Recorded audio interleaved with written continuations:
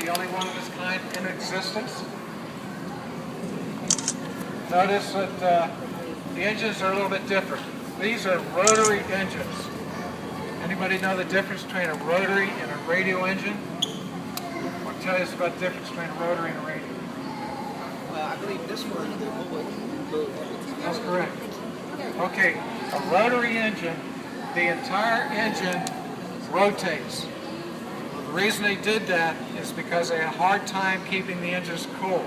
So instead of a normal radial engine, which is fixed, the pistons are going up and down, driving a shaft which turns the propeller on this is bolted to the engine. The entire engine spins to keep it cool.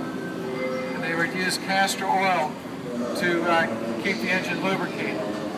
Now these engines would throw off a lot of that castor oil, so they put these covers over top to protect the pilot.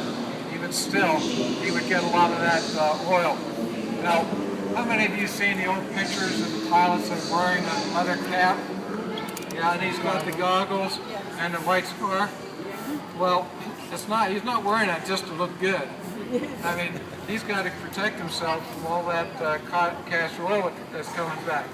So he's got to use the scarf to wipe off that oil, and he keeps the scarf across his mouth to keep from ingesting it, because we all know once you digest castor oil, what a great lubricant it can be. So we have these big covers on protecting it. We have machine guns up front and the back. As long as they kept the machine gun on the track, he would not shoot off the propeller. Notice in the bottom here, he's got a little trap door. They can open that up and drop hand grenades out. How about this device right here? Any idea what that's for? It is a little weight. What would that weight help out for? It's a wire that's attached to this machine up here. Remember the rat I told you about? Oh, okay. Well, that would be the antenna. So once he got airborne, he would let that wire out, and then he would have a long antenna to broadcast his reports.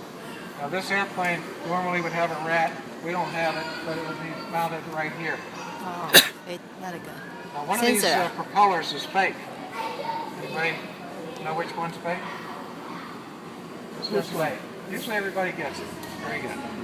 It had to be reverse engineered. We didn't have the part for that.